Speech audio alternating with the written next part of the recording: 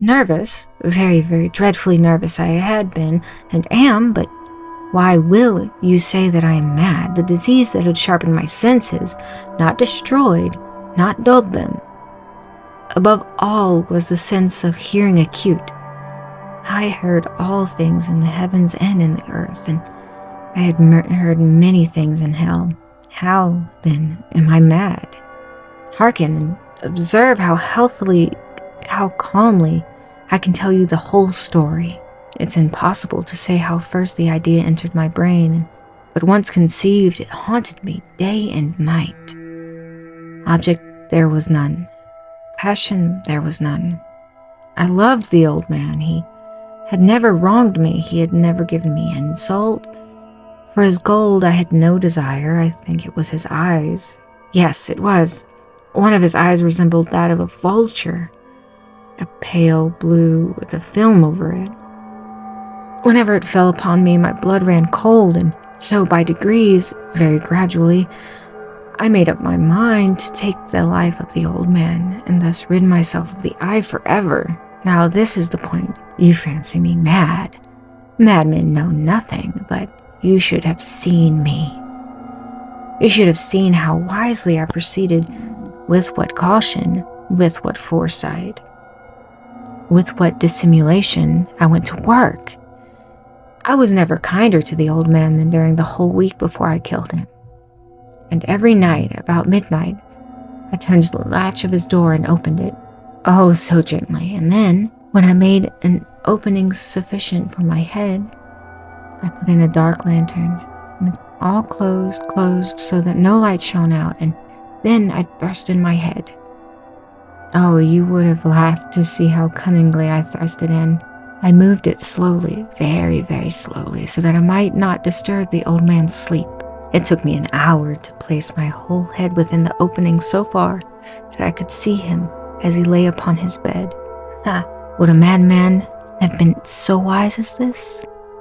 And then, when my head was well in the room, I undid the lantern cautiously, oh so cautiously, for the hinges creaked. I undid it just so much that a single thin ray fell upon the vulture eye. And this I did for 7 long nights, every night just at midnight.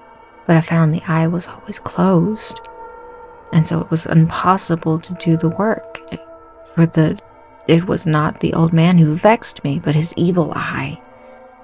And every morning, when the day broke, I boldly into the chamber and spoke courteously to him, calling him by name in a hearty tone and inquiring how he had passed the night. So you see, he would have been a very profound old man indeed, to suspect that every night, just at 12, I looked upon him while he slept. Upon the 8th night, I was more than usually cautious in opening the door. A watch's minute hand fell more quickly than did mine. Never before that night had I felt the extent of my own powers, of my sagacity. I could scarcely contain my feelings of triumph. To think there I was, opening the door little by little, and he not even a dream of my secret deeds or thoughts. I fairly chuckled at the idea, and perhaps he heard me, for he moved on the bed suddenly, as if startled. Now you may think I drew back, but no.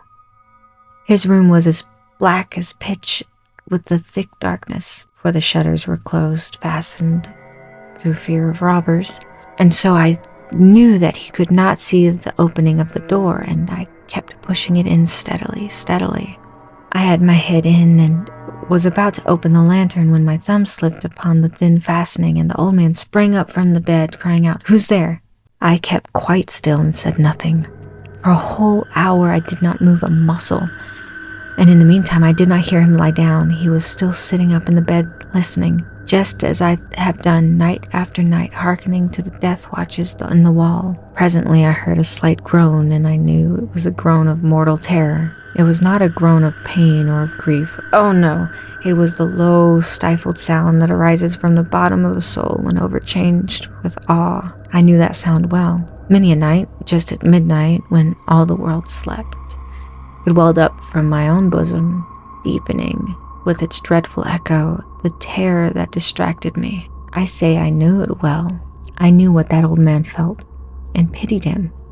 Although I chuckled at heart, I knew that he had been lying awake ever since the first slight noise, when he had turned in the bed.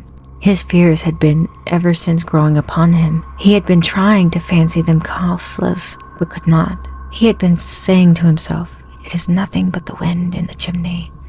It is only a mouse crossing the floor," or "It is merely a cricket has been made a single chirp." Yes, he has been trying to comfort himself with these superstitions, but he had found them all in vain. All in vain. Because death, in approaching him, had stalked with his black shadows before him and enveloped the victim, and it was in the mournful influence of the unperceived shadow that caused him to feel, although he neither saw nor heard, to feel the presence of my head within the room. When I had waited a long time, very patiently, without hearing him lie down, I resolved to open a very, very little crevice in the lantern. So I opened it. You cannot imagine how stealthily, until at length a single dim ray, like the thread of a spider, shot from the crevice and fell upon the vulture eye. It was open, wide open, and I grew furious as I gazed upon it. I saw it with perfect distinction, all a dull blue with a hideous veil over it that chilled the very marrow in my bones.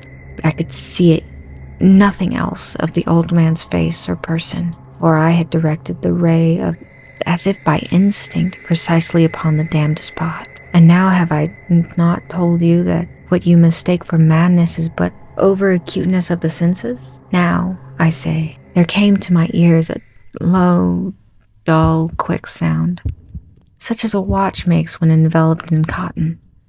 I knew that sound well, too. It was the beating of the old man's heart. It increased my fury, as the beating of a drum stimulates soldiers into courage. But even yet I refrained and kept still. I scarcely breathed. I held the lantern motionless. I tried how steadily I could maintain the ray upon the eye. Meantime, the hellish tattoo of the heart increased.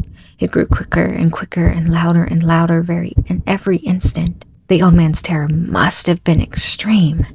It grew louder, I say, louder every moment. Do you mark me well? I have told you that I am nervous, so I am. And now, at the dead hour of the night, amid the dreadful silence of that old house, so strange a noise as this excited me to uncontrollable terror. Yet, for some minutes longer I refrained and stood still. But the beating grew louder. I thought the heart must burst.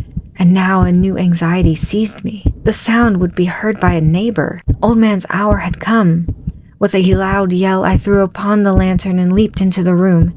He shrieked once only. In an instant, I dragged him to the floor and pulled the heavy bed over him. I then smiled gaily to find the deed so far done. But for many minutes, the heart beat on with a muffled sound. This, however, did not vex me. It would not be heard through a wall. At length it ceased. The old man was dead. I removed the bed and examined the corpse. Yes, he was stone dead. I placed my hand upon the heart and held it there many a minutes. There was no pulsation. He was stone dead. His eye would trouble me no more. If still you think me mad, you will think so no longer when I describe the wise precautions I took for the concealment of the body. The night waned, and I worked hastily, but in silence. First of all, I dismembered the corpse. I cut off the head and the arms and the legs. Then I took up 3 planks from the flooring of the chamber and deposited all between the scantlings. I then replaced the boards so cleverly, so cunningly, that no human eye, not even his, could have detected anything wrong. There was nothing to wash out, no stain of any kind, no blood spot, whatever. I had been too wary for that. A tub had caught all. When I had made an end of the labors, it was 4 o'clock, still dark as midnight, but the bell sounded the hour. As the bell sounded the hour, there came a knock at the street door. I went down to open it with a light heart, for what had I now to fear? There entered 3 men, who introduced themselves with perfect suavity as officers of the police. A shriek had been heard by the neighbor during the night. Suspicion of foul play had been aroused. Information had been lodged at the police office, and they, the officers, had been deputied to search the premises. I smiled, for what had I had to fear? I bade the gentleman welcome. The shriek, I said, was my own in a dream. The old man, I mentioned, was absent in the country. I took my visitors all over the house, bade them the search well. I led them at length to his chamber. I showed them his treasures, secure, undisturbed. In the enthusiasm of my confidence, I brought chairs into the room and desired them here to rest from their fatigues, while I myself, in the wild audacity of my perfect triumph, placed my own seat upon the very spot beneath which reposed the corpse of the victim. The officers were satisfied. My manner had convinced them. I was singularly at ease. They sat, and while I answered cheerily, they chatted of familiar things. But ere long, I felt myself getting pale and wished them gone. My head ached, and I fancied a ringing in my ears, but they still sat and still chatted. The ringing became more distinct. It continued and became more distinct. I talked more freely to get rid of the feeling, but it continued and gained definitiveness, until at length I found that the noise was not within my ears. No doubt I grew very pale, but I talked more fluently and with heightened voice. Yet the sound increased, and what could I do? It was a very low, dull, quick sound, much like the sound a watch makes when enveloped in cotton. I gasped for breath, and yet the officers heard it not. I talked more quickly, more vehemently, but the noises steadily increased. I arose and argued about trifles in a high key and with more violent gesticulations, but the noise steadily increased. Why would they not be gone?